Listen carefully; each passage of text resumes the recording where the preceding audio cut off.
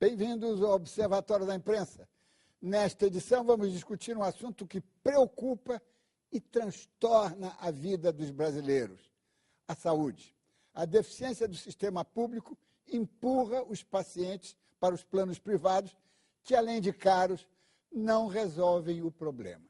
Para tratar do assunto, convidamos a jornalista da revista Época, Cristiane Segato, o deputado federal Ivan Valente e o promotor de justiça Sidney Rosa. A medicina está ajudando a humanidade a chegar bem perto do sonho da imortalidade. Enquanto não a alcançamos, estamos muito felizes com a longevidade cada vez mais possível. Mas essa milagrosa medicina está arruinando muitas famílias e, pelo estresse, encurtando a vida de muita gente. O que seria uma dádiva é hoje maldição. O problema não é apenas brasileiro, é global, mas em nosso país o almejado padrão FIFA em matéria de saúde é uma miragem. Mais fácil é conquistar o Hexa.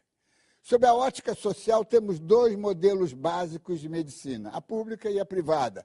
O nosso SUS, consagrado na Constituição de 88, graças a uma frente multipartidária de legisladores da linha social-democrata, está longe de atender ao grosso da população.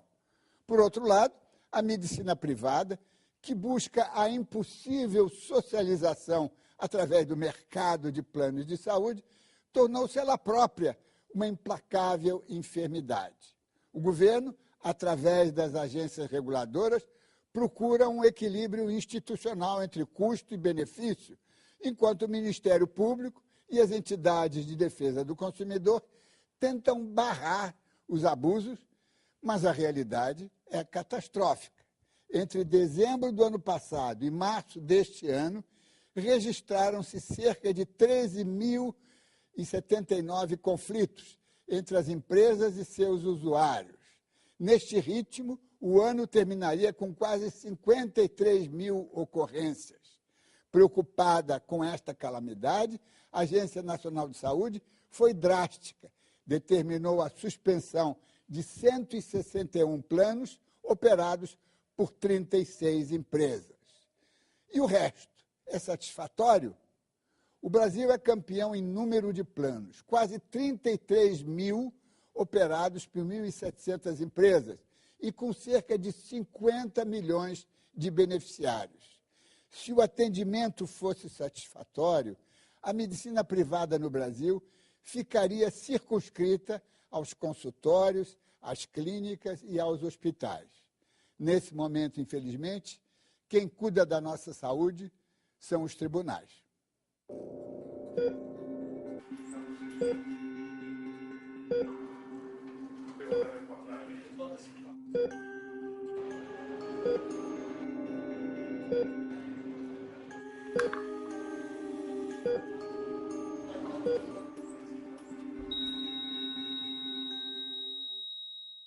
A Constituição Federal assegura que a saúde é um direito de todos e dever do Estado. Superlotação, falta de medicamentos, de exames complementares e de material hospitalar levam a população a buscar atendimento na rede particular. De acordo com o Instituto de Estudos da Saúde Suplementar, o plano de saúde é o terceiro maior desejo dos brasileiros, atrás apenas da casa própria e da educação. O presidente da República era atendido no Hospital dos Servidores do Estado, aqui no Rio de Janeiro, e não um hospital privado como é hoje. Então, havia em todos os lados uma grande, não digo excelência, mas eram muito boas as estruturas da saúde pública. As estruturas privadas, elas são suplementares, então elas são além do que é necessário. Com a vinda do plano de saúde, que eu chamo dos intermediários financeiros, começou a se focar muito na parte financeira de todos os lados. Não podemos, entendo eu, achar, né, que é feio ter lucro, tá certo? No setor privado. Não é feio, tá certo? Pode-se ter lucro, né? E se você tem uma medicina, um setor privado, tá? É óbvio que esse setor tá certo? Vai ter lucro. E só irá investir se tiver lucro. O que nós precisamos cobrar, tá, são transparência, competição. Hoje, cerca de 50 milhões de brasileiros contam com planos ou seguros de saúde privados. São mais de 1.200 operadoras em atividade. Mas o que deveria garantir tranquilidade para os beneficiários pode se converter em problema. A Agência Nacional de Saúde Suplementar, a ANS, recebe por mês uma média de 30 mil reclamações das empresas de grande porte. Existe hoje muita dificuldade de marcação de consultas, em especial em algumas especialidades médicas. Existe muita dificuldade de internação, as unidades de emergência estão superlotadas e dificuldades de encontrar médicos dispostos a realizar cirurgias. De olho no crescimento da classe C, as operadoras oferecem planos mais baratos. A cobertura nem sempre é satisfatória.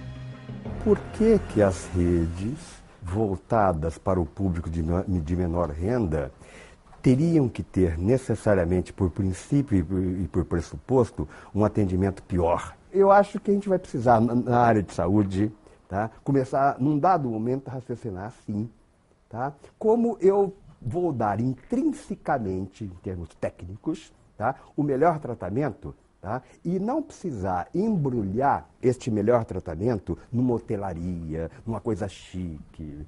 A situação fica ainda mais grave quando o plano de saúde não cobre os procedimentos, exames ou medicamentos necessários ao tratamento. Na hora de pagar a fatura do hospital, o paciente pode se deparar com altas somas. Os planos de saúde cobrem aquilo que é estipulado pela Agência Nacional de Saúde. Existe o chamado rol de procedimentos, que é a cobertura mínima obrigatória. E este rol é editado a cada 2 anos pela Agência Nacional de Saúde. Esse rol não é completo, ele não engloba todos os procedimentos que a medicina dispõe para o tratamento de doenças. Em função disso, os planos de saúde, em algumas circunstâncias, eles negam ou uma cirurgia ou um procedimento porque ele não está incluído no rol. De coadjuvantes a protagonistas do diagnóstico, os exames complementares elevam o custo dos atendimentos e podem lesar as operadoras. Hoje não há uma formação básica do que seja uma consulta médica. Não existe hoje. A consulta médica é uma relação pessoal, você tem um raciocínio específico, você tem a história natural da doença e com isso você pode chegar a um diagnóstico com o mínimo de exames complementares e internações. Só que hoje a consulta é reduzida a poucos minutos. Para cobrir um setor complexo que envolve diversos agentes, como o da saúde, a mídia encontra um emaranhado de dados que dificulta a produção de reportagens investigativas. Eu acho que às vezes a cobertura parte para um fla-flu. E este quase fla-flu, tá, reflete muito o que eu chamo de posições corporativas. Tá certo? E se nós temos uma área que as corporações, todas elas, tá, são muito fortes, tá certo? É na área de saúde. Eu acho que uma tarefa da imprensa seria essa, seria de tentar, tá certo? Tirar um pouco esse fla-flu, que eu acho importante. Como? Com dados, informação, análise, enfim. Uma cobertura da área da saúde requer um conhecimento profundo do que ela significa. Quais são os princípios básicos da medicina? Esses é o que valem. O custo é uma decorrência. Ivan Valente, na reportagem que começou aqui essa edição do Observatório, o entrevistado representando aqui a Fundação Getúlio Vargas foi muito feliz quando ele falou que isso não é um fla-flu, não é? Quer dizer, essa é a velha questão da radicalização. Não, se você está fazendo crítica, você é contra mim, então eu não vou te dar bola. Como é que o senhor vê essa questão? Às vezes levanta-se uma questão criticamente, mas a favor do bem público, do interesse público, não necessariamente contra governos ou assim por diante. Por isso que o debate no Brasil ele é muito travado por esse espírito radical, polêmico, de fla-flu, né?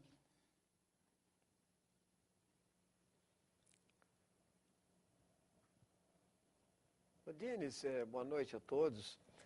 Primeiro eu queria colocar que sou membro da Comissão de Defesa do Consumidor da Câmara dos Deputados e lá na Defesa do Consumidor é pungente essa questão. O número de reclamações que chega na Comissão de Defesa do Consumidor e o acesso que nós temos aos PROCONs do Brasil, ao IDEC, colocam os planos de saúde no topo das reclamações do cidadão e do consumidor brasileiro.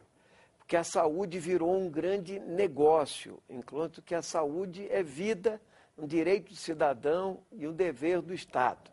Então, para começar, foi impressionante, né, uma pesquisa que foi feita pelo Datafolha, né, em que as pessoas recorriam das suas reclamações e 88% a justiça dava ganho de causa ao consumidor, ao cidadão, né?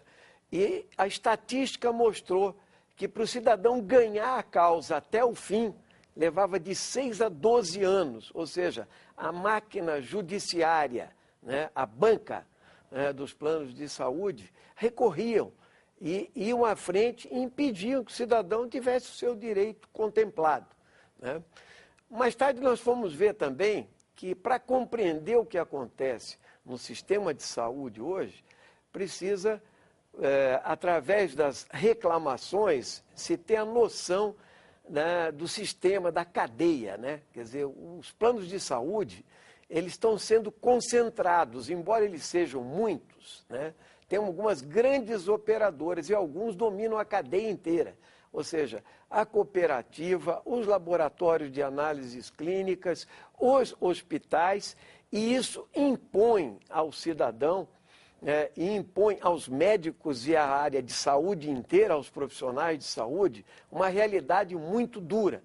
Tanto que 90% dos médicos têm reclamações a fazer sobre as pressões que recebem para não efetivar exames ou não pedir cirurgias e assim por diante.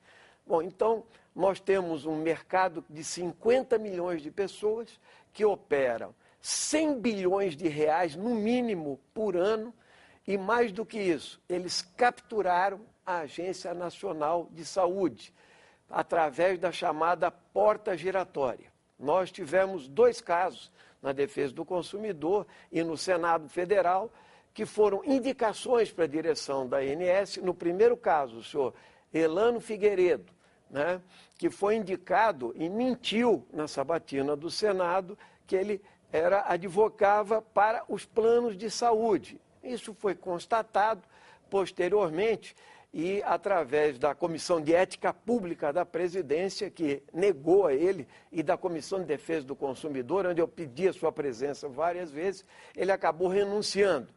E agora, na semana passada, aquele que foi o presidente da entidade máxima dos hospitais de saúde, da CNS, né, foi indicado para ser quem vai fiscalizar os planos de saúde, o senhor José Carlos Abrão. Ele passou na sabatina, foi indicada pelo governo e vai estar desse lado. E ele é contra, por exemplo, o ressarcimento ao SUS, ao Sistema Único de Saúde.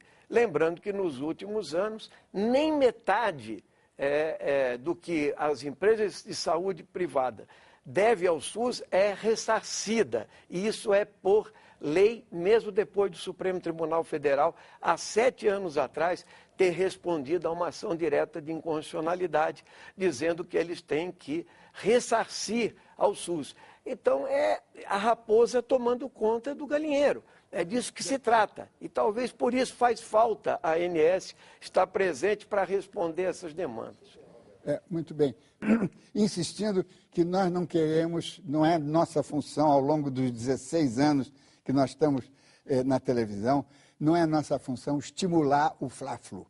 Então, não estamos aqui para fazer julgamentos, estamos aqui para discutir, para fazer pensar o telespectador, para familiarizá-lo com os problemas, mostrar que as coisas às vezes são um pouco mais profundas do que dizem os jornais.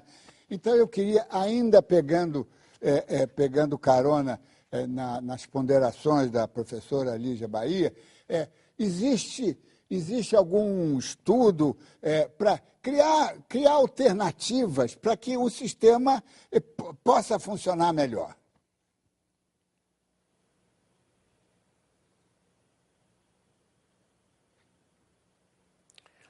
Bem, Diniz, primeira coisa, né, nós discutimos o orçamento no Congresso Nacional, nós discutimos as leis que regem aí a sociedade.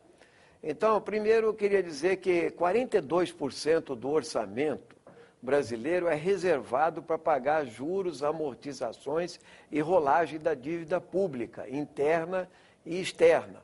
O resto sobra. Nós queremos votar 10% do PIB para a educação, aqui no Plano Nacional de Educação, não conseguimos.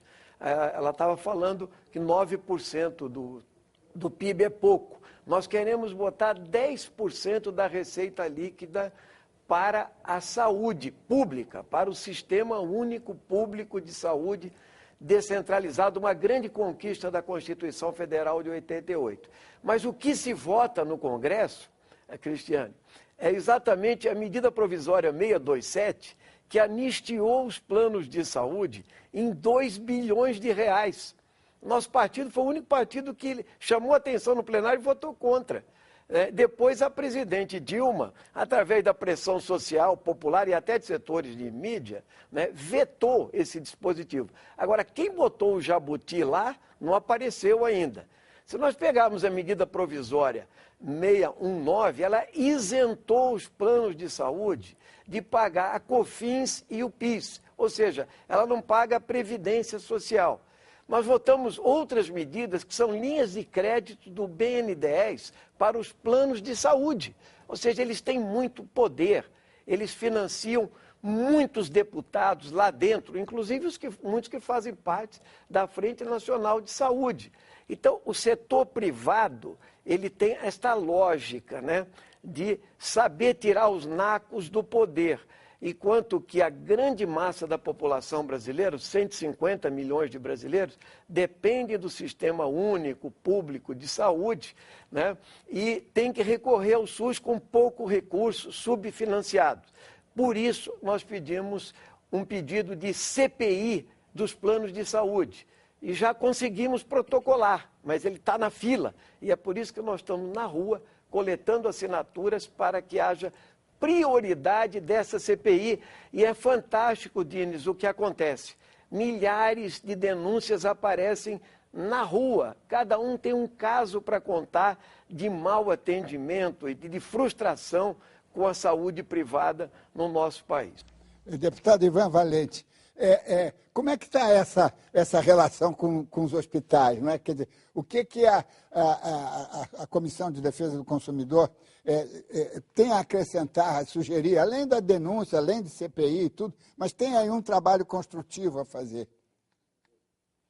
Olha, eu acho que a solução para o país ela é uma solução clara. Entende? Nós temos um sistema público de saúde e tem uma Constituição que diz que a saúde é um direito do cidadão e é um dever do Estado.